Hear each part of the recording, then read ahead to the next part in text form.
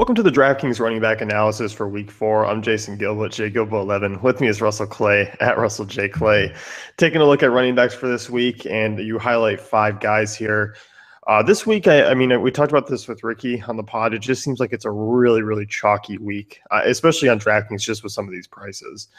Yeah, instead of running backs, I would consider these funning backs this week because it's all fun. I'm thoroughly in love with this group. I highlighted 5 guys, and I think 4 of them are cash game viable, especially when you take price into account. We're going to talk about the 2 cash games I mentioned, which are both payups, which are Le'Veon Bell and David Johnson. I think it's fairly simple, and I think it's fairly simple to fit them in. So it's not too big of an issue for me in terms of roster construction. You can honestly fit those 2 in and fit DeAndre Hopkins and still be fine. So I think this is a great week to attack them. We can talk about Bell first. He's going to be back. He's going to be playing, we'll see how they play him the first game. Last year, they just threw him right in. If he gets over 80% of the snaps, he's going to score, 20 points. They want to get him involved in the passing game because that's honestly where he's at his best. So I see 20 to 25 points being his floor, and really lowest range outcomes is probably 15 at the absolute worst. So cash game all over the joint for him. I don't see the Chiefs really being that big of an issue. Yes, they played well last week. The Steelers are not the Jets. It's a much different situation. So 7,500 is not even that expensive. I'm totally cool with this.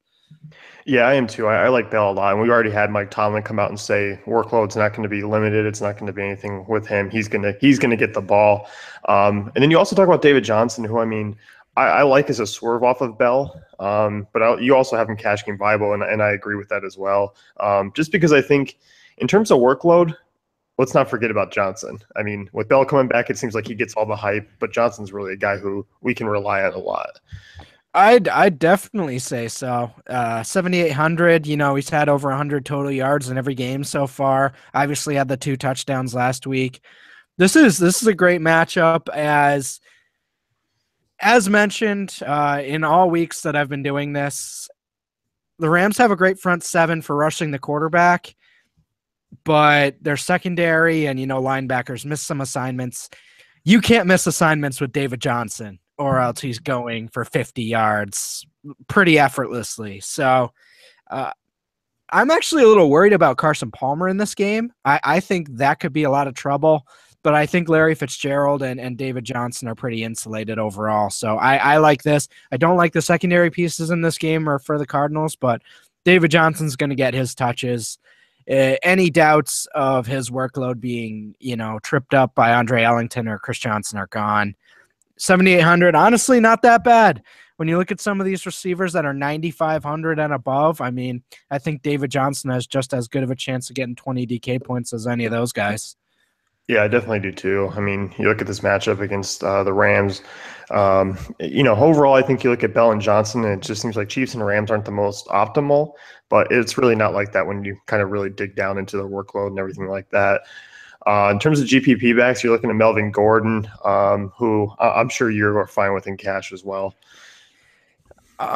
I love Melvin Gordon. He's my favorite player in the entire NFL. And I am an unquestionably biased person towards him. I think he's a great player and profiles well.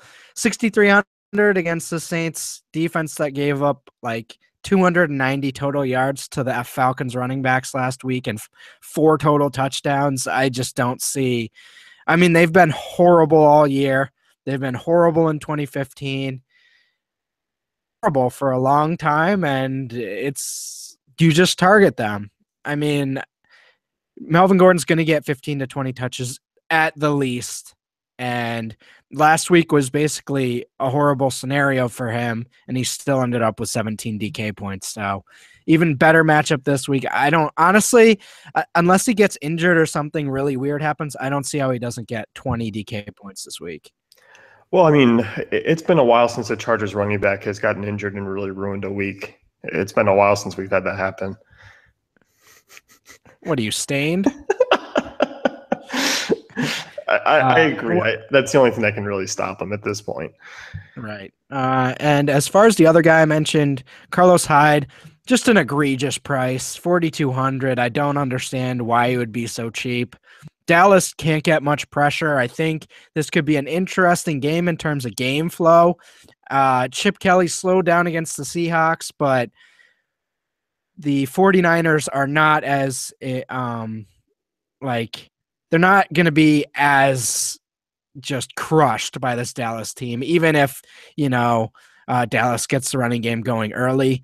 I just don't see it being a complete debacle again, like it was against the Seahawks. I could see them trying to speed up the pace.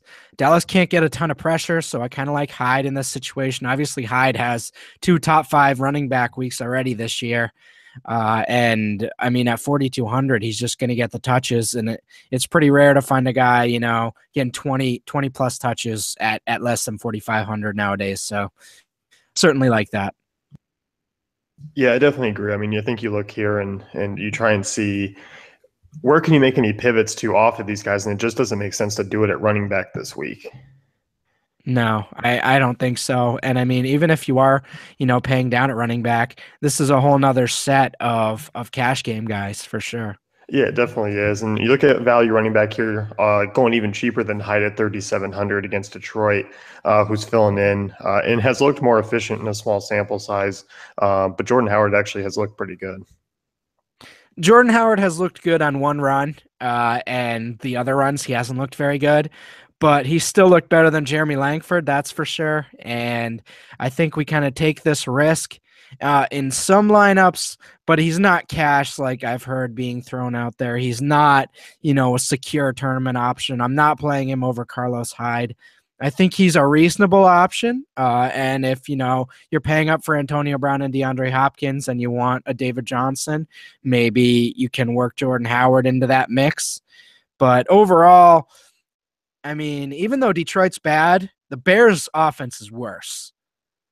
So I like Brian Hoyer. I like Kevin White. I like Zach Miller. But Jordan Howard, I'm okay with it, is how I would put it. I'm okay with it. I just think Carlos Hyde at 42 is just like a gut punch to that price range, though, Yeah, it's definitely different because, I mean, when you look on FanDuel, Carlos Hyde is reasonably priced up more than Howard is. It's kind of a different scenario here, just 500 more. I'm definitely in agreement. I think Carlos Hyde's kind of the easy one. I think Howard's more of just a swerve off of Chicago guys in general, because I think you're kind of expecting the passing game to do most of the work. Miller, Kevin White at their prices, even in Alshon Jeffrey, it doesn't seem like there's enough room for everyone to kind of do their job and be consistent on all levels. So I think Howard's just kind of a pivot off the passing game. Certainly. So that's going to wrap things up with the DraftKings running back analysis for this week. Be sure to head on over to dailyfantasycafe.com and check out our great tools and content. And if you like the pods, if you like the info that Russ is dishing out, be sure to subscribe to our content.